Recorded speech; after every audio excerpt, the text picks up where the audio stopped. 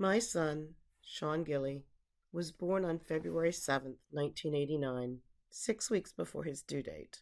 He was eager to get into this world as soon as possible.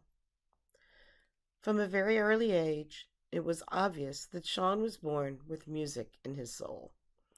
His two favorite movies as a toddler were Amadeus and Fantasia.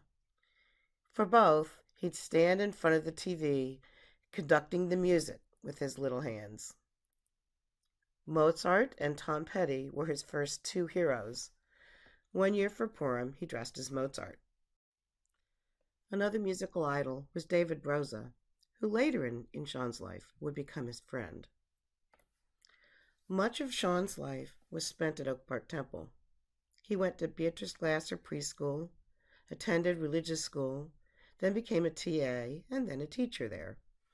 He spent summers working at Camp Shalom, first as song leader, then as counselor, then as head counselor. He was on the youth group board. He was married at Oak Park Temple. He performed with David Broza at Oak Park Temple's sesquicentennial celebration.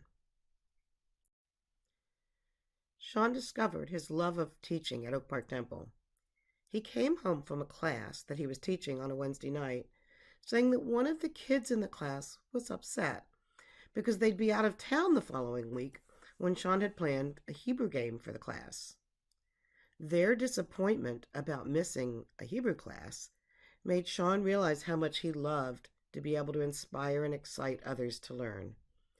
And although he originally had planned music as his full-time career, this made him realize he also wanted to be a teacher. Shawn's big loves included music, teaching, Judaism, and Israel.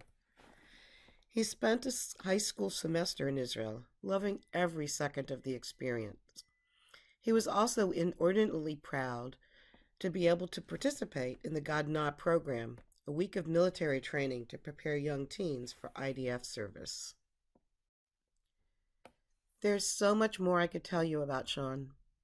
He always had a kind word or would step in to offer help as he noticed someone in need. And he often did notice. He saw the little things about others that most of us glance by and never notice. He had a witty, snarky sense of humor that he inherited from his dad, and was always quick to poke fun at himself. He wrote music all his life.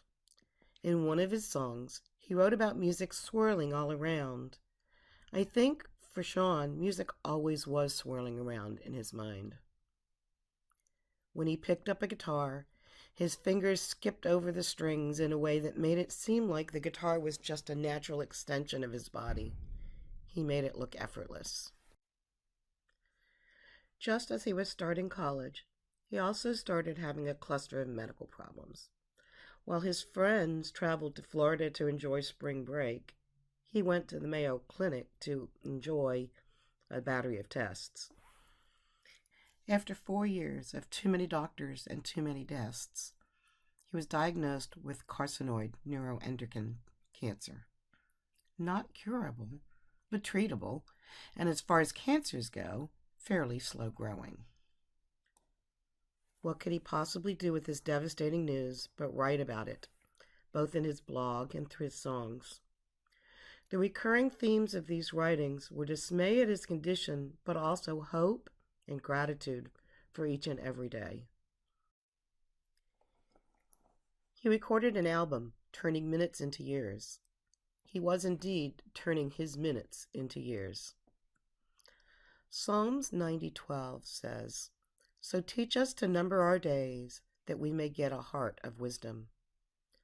Knowing that his days would number less than most certainly gave Shawn a heart of wisdom, wisdom that shows up in the lyrics of his songs and in his writings.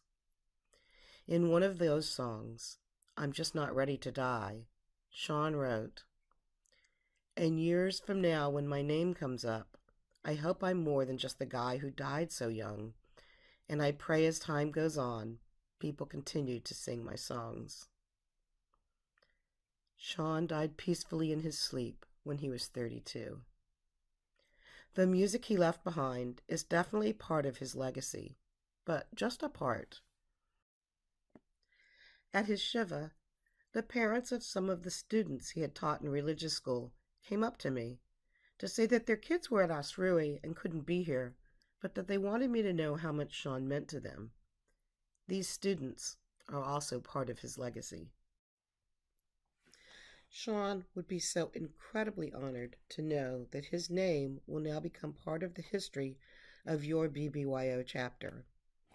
In naming your chapter for him, all of you in this chapter and all that follow you will now also become part of his legacy.